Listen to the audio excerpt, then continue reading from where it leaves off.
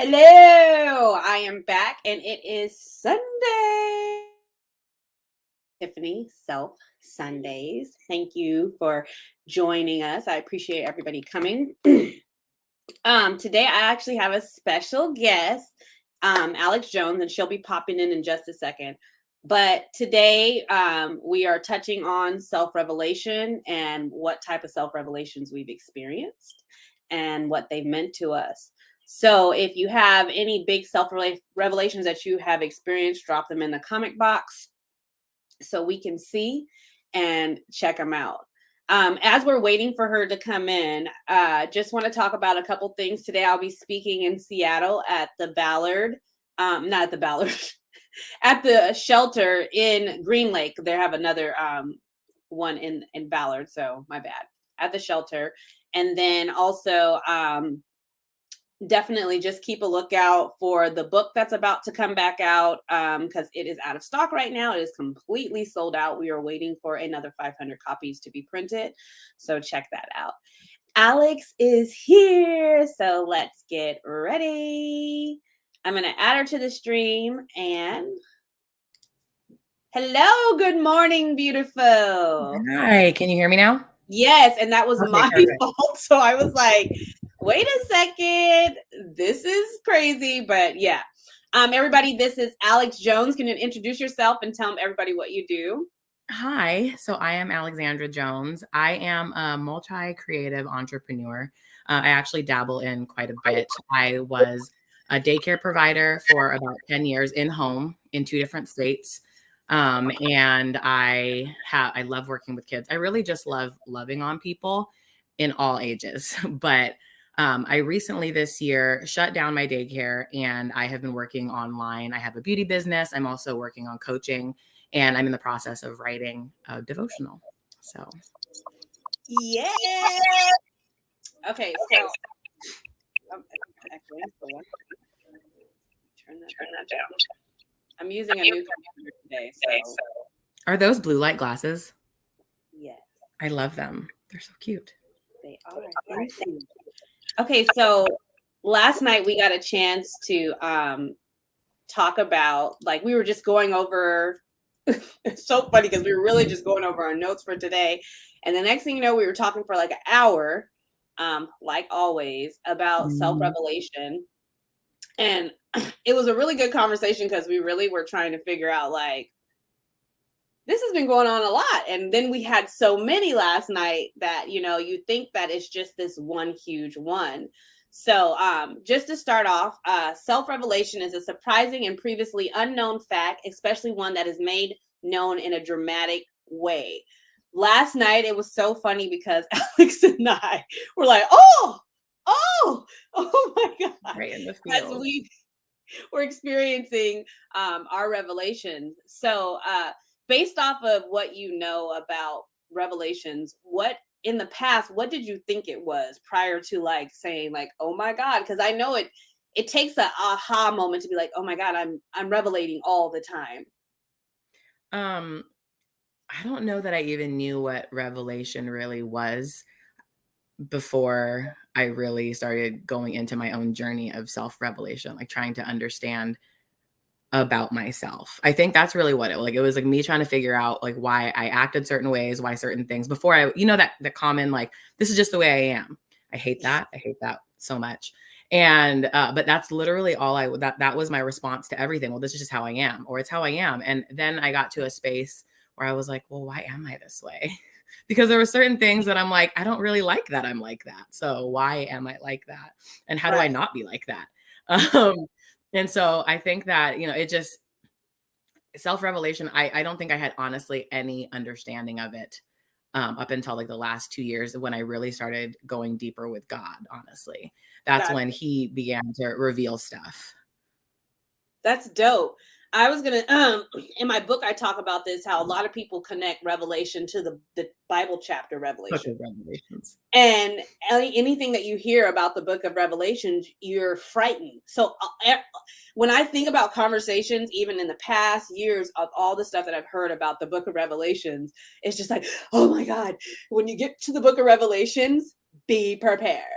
And so it's like, then I read it and I'm like, this is what people are scared about, and Well, so I go can ahead. kind of see how that carries over into like, because I mean, even revelation, self-revelation is not easy. I feel like calling it scary already sets yourself up in your mind to be like, I don't want to go there. But it's not an easy process. I mean, it's not easy to stomach sometimes. It's not like, so it kind of, I get why. Because even if you attach it, even without attaching it to the Bible, when you say reveal, you're kind of like, well, what is it going to reveal? You know what I mean? Like, what are we uncovering? Right. And it's like, and then the funny thing is, that's good that you said that. What are we uncovering, and why don't I know about it since it's about myself? I know everything about me, right? Like I know the best about me, so I would know all the, and we really don't know anything about what I realized, what the revelations that I had over the last few years is that I literally didn't know anything about myself for real. Like on a deep level. Like there was some surface, but it's just like you can be intimate with a partner on the surface and intimate with a partner like deeply. I was surface intimate with myself. Like I wasn't going deep into like my own feelings. I honestly didn't even validate a lot of my own feelings up until the last couple of years when I had all these revelations about myself and my heart and my mind. And I realized I had been shoving them all in a box for so long. That's good. It's funny because a lot of people I describe that when you reveal yourself, right? Whatever is going to be revealed, it's either good, bad, or ugly. And most of the people emphasize the good. I look beautiful. They excuse the bad. Oh, I only had an attitude because he pissed me off. And they ignore the ugly, which is the revelation part of yourself, right? Where you're like, I don't really want to, am I really that, and stuff. And then it's so funny because then people get so attached to words that they don't even get attached to the meaning of the word. They get attached to their experience of the word. And whatever memory or thought that they connect to the word, that automatically means something to them. My mom makes up so much stuff from words. And I'm like, that's not what that means, and stuff like that. And I understand that because that's what revelation is. It's just to reveal. And there's so many people that hear revelation and they're like, oh, what is that? Oh, I don't do that. Oh, I stay away from that, and you're just like, it's just uncovering. But when you go to a show and they reveal what the movie's about, or they reveal who the artist is about, you paid for that. Yet you pay for yourself every day. And you're like, I don't want to see that.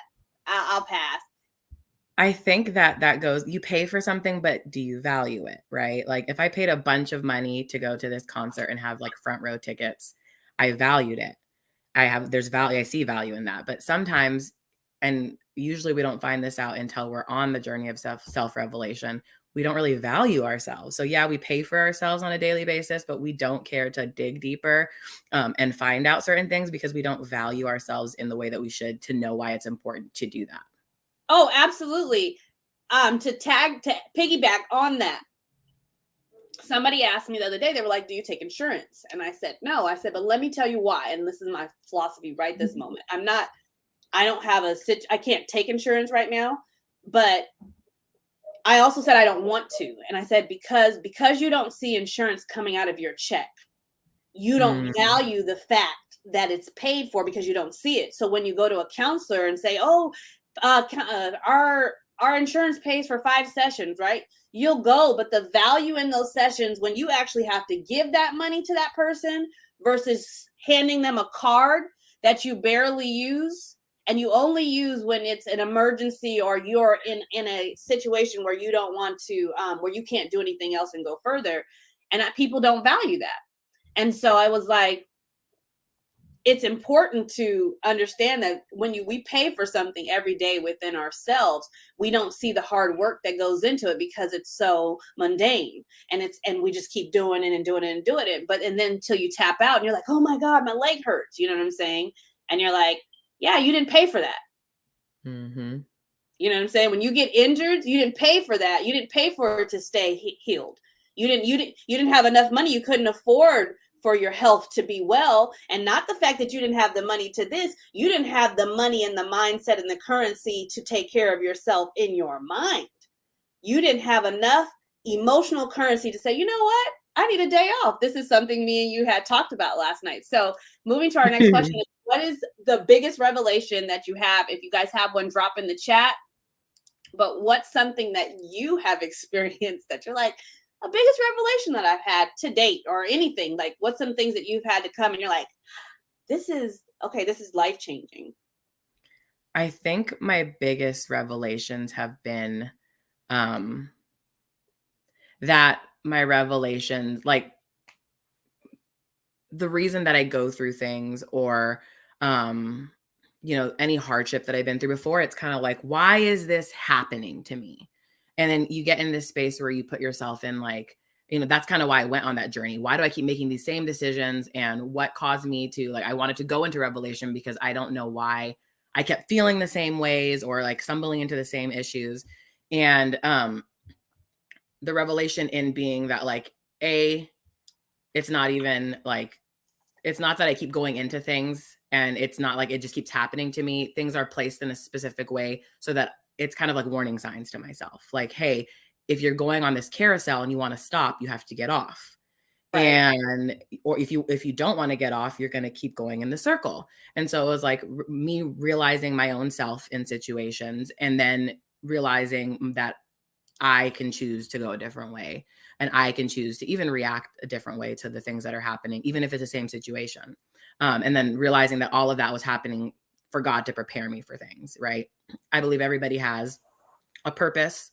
I believe everybody has unique talents and gifts, but I also believe that not everybody will live their purpose out, because we have the choice. And so my revelation to myself has been, you go through the things that you're going through because God is refining you. And it's not just happening to you, it's happening for you. And why is it happening for you? And like digging deeper into that. And it's not like, why am I like this? It's what things happen that put this habit in me, and now how can God use it to fix it so that I can now do what I'm supposed to do. So it's like not being less about things being about me and more of them being about helping me get towards my purpose and working all that out. Right. I would say my biggest revelation, and I was really appalled, like taken back, that I was toxic. And I was like, what? Excuse me? All of this goodness? Toxic? Contamination? Hurting people? Hindering myself, hindering my legacy, hindering my growth. I'm toxic? And when God revealed that to me, it was quite the slap in the face. But as I started to piece things apart and take things apart, I was like, oh my God, this is true. This is true. This is true. This is true. This is true. And me and you talk about this, is that we ask people when somebody says it, is this true? Is it? And as I was working through that, I had to recognize, like, what toxic things live in me that are contaminating others as well. Because we only think that, oh, well, it's only doing that to me. No, it's hindering your legacy, because if you have children, your toxicity is then in them. So if I filled up this water bottle and just put a drop of dye in it, it's going to permeate all the water. So even if there's just a little bit of it and I pour it into my child, it's a little bit. And so I was like, man, I got to fix this. And where do I start? And so I had to take a step back and start reevaluating my toxic traits, because I'm like, there's so many of us out there that will point to everybody else being the toxic person. But God was like, no, I want to reveal to you that not only is it other people, it's you. Because if you're surrounded by them, what makes you think that little bit of drop of red dye didn't get in you either? And so then also recognizing, like, where I come from and my parents and my situation. And I'm like, oh my God, but I held on to the toxicity, because you can clean yourself out, And so my biggest revelation was, how have I negatively been impacting my legacy? Mm. And I was like, oh God, this has to be fixed. What about you? Um, I would say with that, well, number one, the couple of things you said kind of stood out to me. You talked about like it's just a drop, right? But we all know that a drop of poison over time can like cause fatal harm. Yeah. That's, you see people that like slowly poison their children or their kids, and then eventually it's like you don't notice it, but then all of a sudden you're at this place and like now it's debilitating. And so I think that when we're just like, oh, well, I'm just a little bit, that person's more toxic than I am, then you're kind of like, okay, like I do have some toxic traits, but maybe, like that person's way worse. So we can just look the other way for my That's stuff. what I said about ignoring the ugly. Or Yep. will excuse the bad. Or minimize it, or we'll Yep. minimize it instead of like, because when you minimize it, then you don't feel urgency to like rush towards fixing it.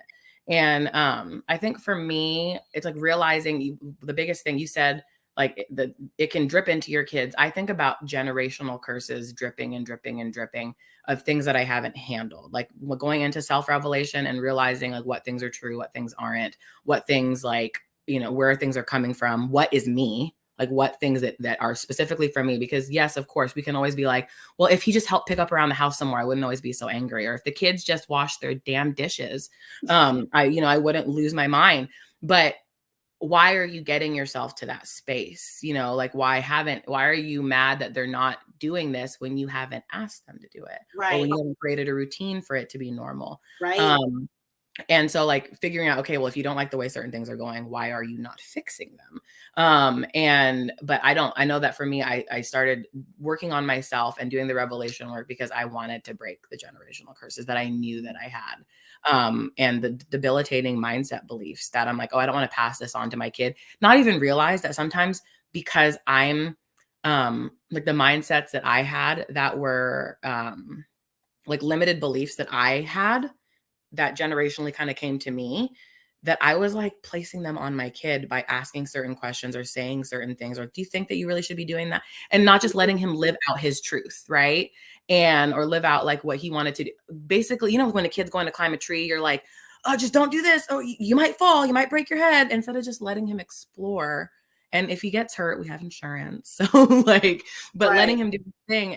But it's like my own limiting beliefs were dripping onto him. And, I wanted to be able to cut all that stuff out in my self-revelation so that uh, I want to dream bigger. And of course, I want him to dream bigger. So it's like I wanted to be able to do more of the inner work to break all of the negative limiting beliefs that I had and all of the stuff generationally. Like, because I definitely, I think everybody has a little bit of toxic in them. Yeah. And so I Oh, want to be able to absolutely. nip it in the bud. Absolutely. And I feel like that's the thorn in your side because it's never going to get fully drained. You know what I'm saying? It's Mhm. just that you have to make sure that it doesn't get overpowered. And a lot of us don't make sure of that because we're too busy feeding into what tastes good at the moment and not really doing what's good for us in the long run. Mhm. You know what I'm I think saying? my biggest toxic trait that I have been working on the last few years, I was an emotional withholder. So I would use my emotions to manipulate. Like if something had affected me or like made me upset, I would do like the icing out. It's fine. I'm fine. I'm cool. Or um or minimizing my emotions so much and not being truthful with how I feel and then exploding and then being like, you're the reason I'm like this, all these things. And I never get any help. Didn't ask for help ever. You don't ever want to do these things. Didn't tell them that I needed them to do those things, like withholding all these things and then exploding and using my emotions either like sadly or explosively to make someone else feel guilty. And I didn't realize that I was like that, because in my mind I'm like, well, I always do all these things to help people. But my husband one day was like, you're always trying to guilt trip me. And I'm like, no, I'm not. And he's like, yes, you are. When I don't do something that you want me to do, you try to make me feel bad about it. I'm like, no, I don't. How? He's like, Mm, your face, the way that I'm a very happy and like positive person. And you can tell like that when I'm out of it, because I'm just like, yeah. And I can try to be like, but you can see right through it. You can see right through it. And I hate that. I hate that about myself so much sometimes because I'm like, can I just be this way and nobody notice so I can just stew in it for a minute? I'm not good at stewing. So that was definitely a toxic thing. It was very toxic. And you know what I love about that is that what people don't recognize is that self-revelation comes from the revealers. It doesn't necessarily come from you just only having it, right? It usually is initiated by a person, place, or thing, right? And most of the time it's initiated by our children and the people closest, like our spouse and our parents and stuff. And we have a truth-telling self-revelation living in this house. Jordan Thomas is like, anything that you want to, if God needs to reveal it to you, he's going to give it to her to be like, you know this about yourself, you really suck at this, like really like honing into like, you know what, oh my God. But I love that because there's a lot of people that do not allow their children or people close to them the space and opportunity to reveal to them what is best for them. And I just did a post about this, about allowing somebody else to be the glasses for you, because God gives them to you. So gives them to that person to see things that you're not able to see, you know? And so, and it's so funny because even when you think about your prescription, the doctor checks the thing. Does this one work or does this one work? Does this one work or does this one work? He's setting a foundational baseline for you to be like, okay, here's what I can do. And then he uses his discernment to say, okay, here's who I'll use. I'll use Jordan today to be your glasses because you said you're listening to this, and he's focusing on that. And I think people don't recognize that God does that all the time, and it's a daily and momentum thing, right? It's always happening. So we think that one day he might just choose the revealer to be, your boss, but it could be 5 people that he's chosen that day, that he's given each a prescription pair of glasses for Tiffany, and you're going to point out what Tiffany needs to fix. And the one thing about self-revelation is, and I was listening to, I think, Pastor Keon, and he was like, when somebody says something to you that offends you or affects you, right? And it also aligns with God says, it's conviction. And a lot of people get messed up with that because they're like, you don't need to be talking about, but then we go back, is it true? Because if it's true, then it's conviction. And it has nothing to do with anybody. You're just not at the point that you were ready to hear that, So that goes into my next question is that what's your coping strategy when things are revealed to you? My coping strategy is God. When things are revealed to me and I'm like, oh, that feels horrible. Like that's really when I don't know what to do about my feelings, the only place I can take them to is God. And I've realized that really fast. I used to try to use other things and it just never, I'd still end up back at God. So now I just eliminate the middleman. And as soon as I'm feeling icky about something, because it's not always, sometimes I'll have truth given to me and I'm like, I can take that and I can work with it. But sometimes I'm like, that really makes me feel like I want to throw up. And I need to talk about it with God. And so that's my coping mechanism, is going into scripture and then maybe talking to somebody so when I talk to people, I don't really like to vent to people unless they are people that are, I read your book, Strong Community, for people that read Sis Is It You, and about the strong community. It's people that I know that are going to back me up in scripture.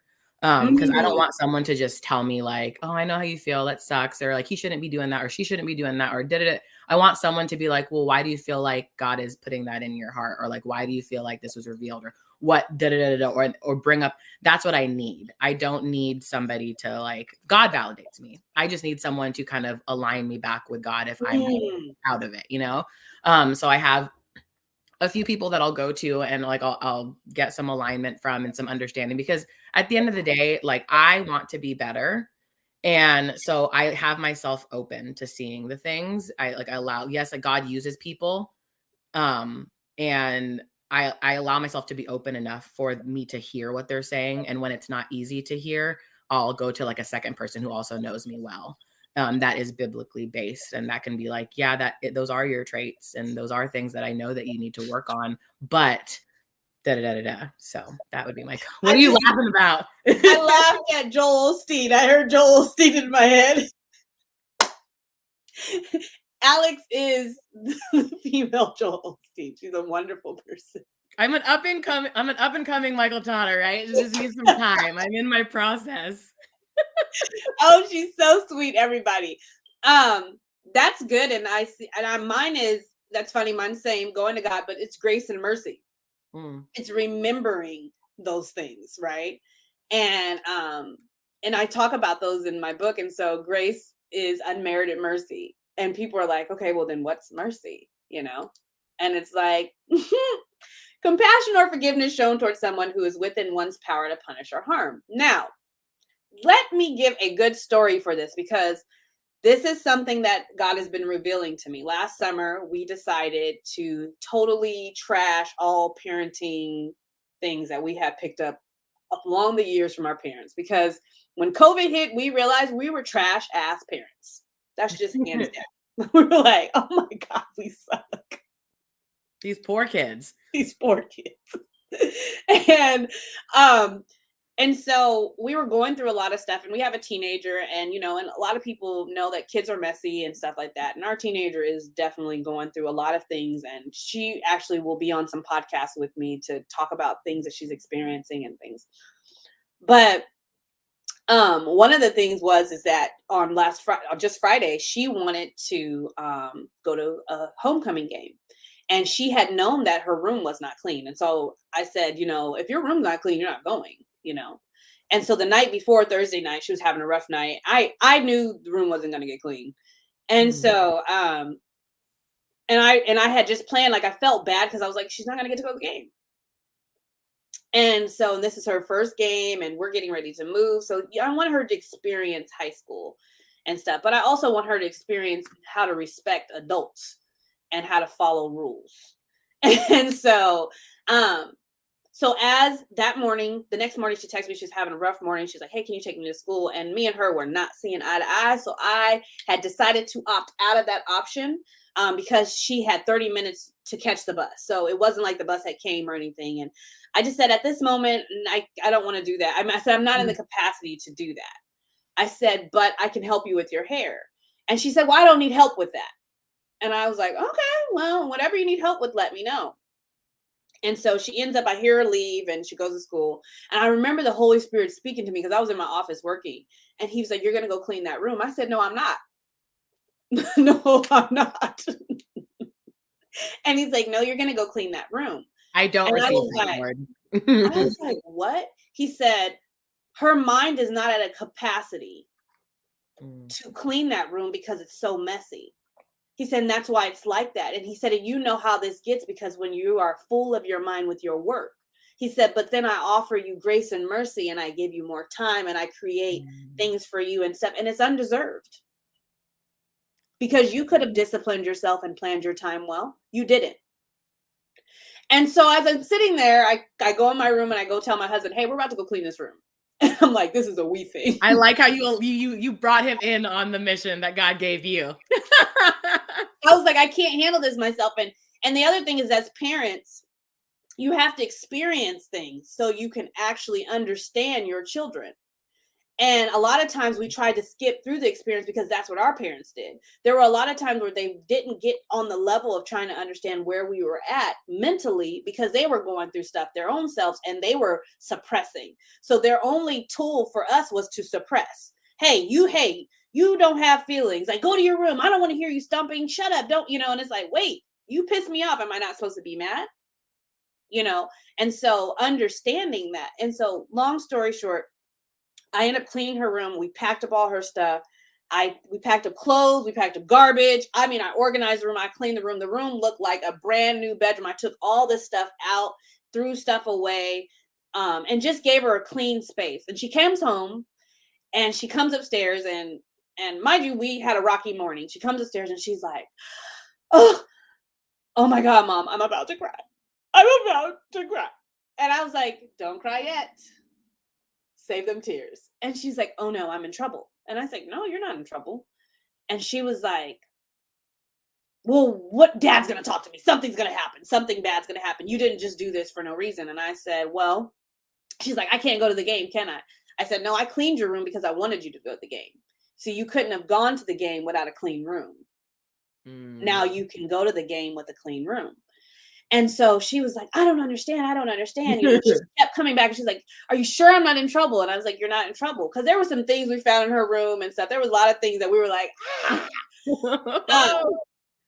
and so she's like, are you sure? And I was like, no, you're not in trouble. I said, but here's what's going to happen. You're going to, you need to wash the walls in your room because they're just dirty. And so while I'm in here, I was shampooing her carpet.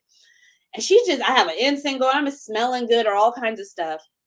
And she's like, I don't deserve this. Like, why did you do this? She's like, something bad is attached to this. I said, no, it's not. There's nothing bad attached to this. There's not stipulation or anything. I said, but with the bags of clothes that I took, I said, because you can only handle so much, you're going to get one bag at a time. And when you go through that bag, you're going to wash those clothes, hang them up, fold them, and give me some back that you don't need, whatever, so we can go through them. I'm going to help you through this. So then she's washing the walls and she's on the floor. This was such a great moment.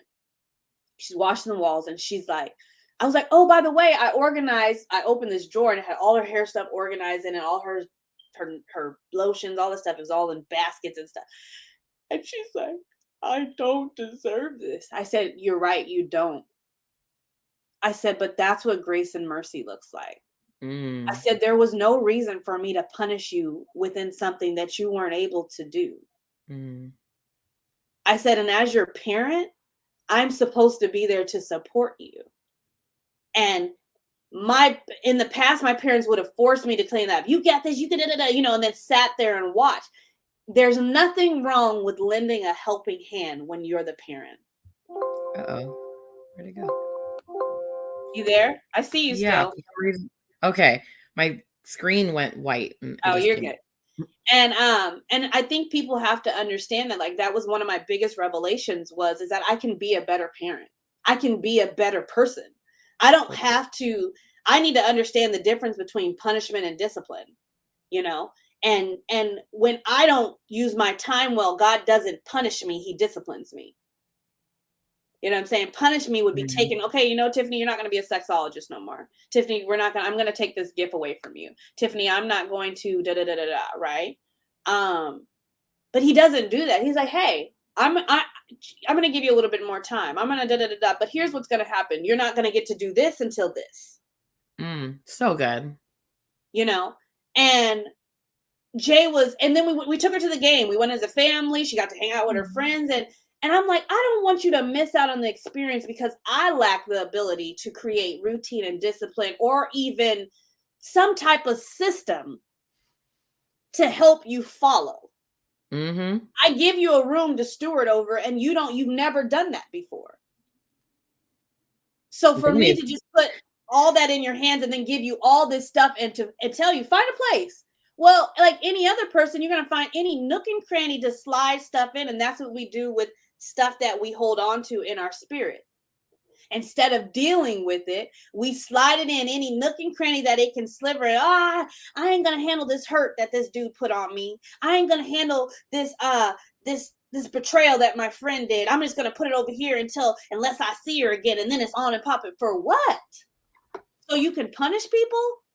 Or do you need to recognize discipline within yourself? And when I cleaned her room, all I saw was me disciplining myself. I was like, okay, Tiffany, this is what you need. You have to stay. She's not somebody that can have full unlimited power in herself. She can't handle that. And you're trying to give her something that she doesn't have the capacity to hold, yet then punishing her when she doesn't take care of it right. And I don't want to be that to my kids because like my philosophy is I am building generational curses. I mean, I am building legacies while slaying generational curses. And I mean like cutting them clearly out because I don't want this crap to continue. One last thing my mom was like, get out your feelings. She's always talking about getting out your feelings. And I said, you've been doing that all my life. I said, but why do you ask me to get out of something that God asked me to place myself in every morning? Because joy comes in the morning. That's a feeling. Why are you asking me to get out of something? I said, is it because you struggle to dance within it? I said, please stop doing that to me. Because I I don't need to get out of my feelings. I need to feel through and manage my feelings. And I need to understand that they do not run me or control me. Manage your feelings, because our feelings, I mean, I feel that's a lie from Satan when we have to like get out of our feelings, because God, from scripture, we know that God cares about all of our feelings.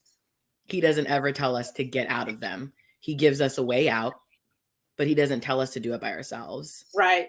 And I think we're just so used to, as parents, and I think we see, you said, you saw yourself disciplining yourself. Our kids are like mini versions of us. Like everything that frustrates me about my son, my oldest, is myself. I literally, sometimes I'll be in the middle of like chewing him out, and then Xavier will be like, that you're talking to you, right? And I'm like, you get out of my business. I'll look at you. Nobody asked for your words right now. My business, that's funny, because that's when the revelation came. Jay and Jordan were the reason why Sis Is It You were created, because it was like a reflection of myself constantly, and then saying, I see the goodness in myself, but then I also see the bad things in myself. And there's some things that I'll be like, that don't belong to me. That's your daddy. That got nothing to do with me. But it's so refreshing when I see it, because then I recognize, oh my God, that's something that you haven't dealt with, little Tiffany. So let's work through it, because you can't just cancel it out, It is, and a lot of us, I'm going to be doing a lot of parenting episodes too. And just a lot of us get so caught up with this old school parenting and this old school. And let me just pay honor to my mom. My mom was the one that gave me the idea to go in there and just bag everything up. But the idea ended there. Then the Holy Spirit was like, nah, let me sprinkle some grace and mercy on there. Because one of the things Jay came back to me and asked, she said, well, are you going to throw away my stuff? I said, why would I throw away anything that you need? That's silly. And parents used to do that because they thought you didn't value it. No, I'm just going to reenter value to it. I'm going to reintroduce the value to your clothes, because when you don't have them and you have to now be ration them, and not in a bad way, just where you can manage. And I have to keep reminding her that, like, hey, I did this to help you. And trust me, the last 2 days have been interesting, because there's moments when she's about to get dressed and she can't find something that is in a bag that is locked up. She's like, oh my God, what am I going to wear? And I'm like, calm down, get yourself together. You're going to figure this out, and she's realizing, like, I had too much stuff anyways. I didn't even know how to manage it. And she keeps telling me, thank you, Mom. Thank you. And in my memory, I cannot count. And I'm not saying on my hands, but I cannot count how many times I've willingly and openly said thank you to my mom for disciplining me instead of punishing me. And I want my kids to always come back to me and say, you know what? Because we do it when we're older, right? We do it when we're 35. Thank you, Mom, for whooping my butt. But can you imagine if your kids started doing it at 8, 10? And can you imagine our children be the children of the promised land, where those children are the ones that, because we teach them that, because now they're coming because they have accountability. They're like, sis, it's me. I did it, So I just want people to be mindful to that. Be mindful to that. I love that, doing it early, because I think often, I mean, like, I didn't start my self-revelations until I was in my freaking 30s, right? Like, how could you imagine these kids having all these self-revelations at like 10 and 12? They wouldn't have to come to God in shambles, because they're going to be self-correcting on the way to their purpose, versus waiting 3 decades and then being ready to go walk into their purpose. Like, that's just it's so healthy. It is. And I'm like, why can't I create that? Why can't I manifest that? That's what God wants. You know what I'm saying? And it's just me role modeling, and it starts with me. Last thing, and I'm going to ask you a question. Jordan said to me last night, she saw herself doing some stuff that her dad does.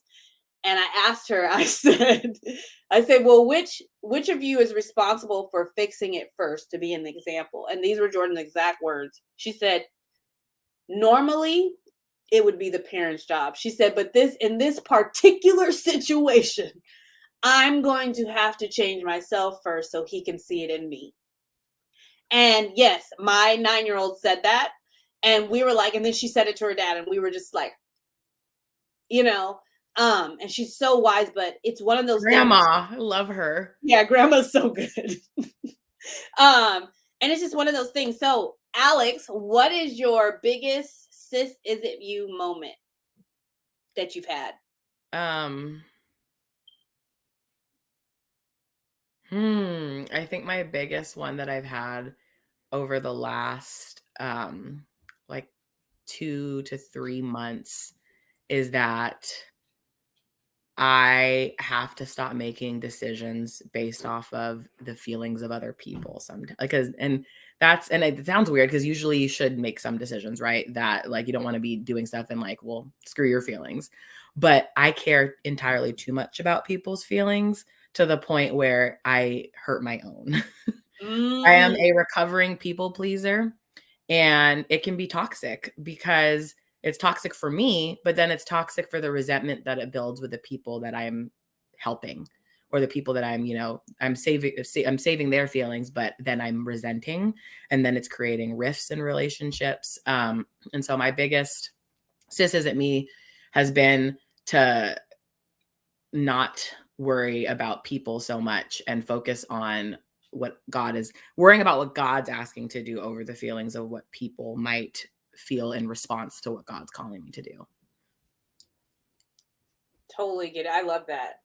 I love that. I would say mine just today. I was reading my devotional, and it's consistency. Just it's you. You're not consistent. And so Those are the other ones. Consistency, procrastination, organization. Right. Absolutely.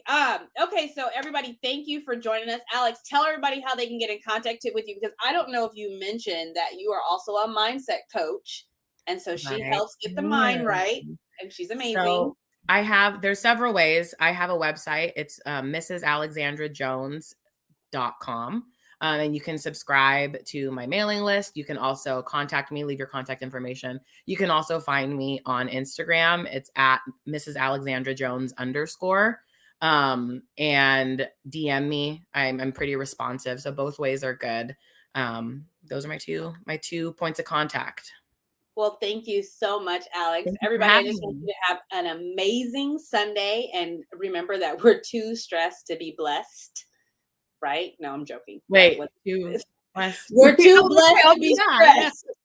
We're too blessed to be stressed, so don't create that mess. And have a wonderful Sunday. I can't believe I just messed that up. I just be fumbling words all the way. I almost said yes, and I'm like, wait, that doesn't. Yeah, I was like, wait a second. Nope. Wait, hold on. Mess that up. But thank you absolutely, everybody, enjoy your Sunday. Thank you, Alex, so much for being my first guest. I really appreciate you. And I hope everybody has an amazing Sunday. Bye. Bye. Love you, friend. Love you too.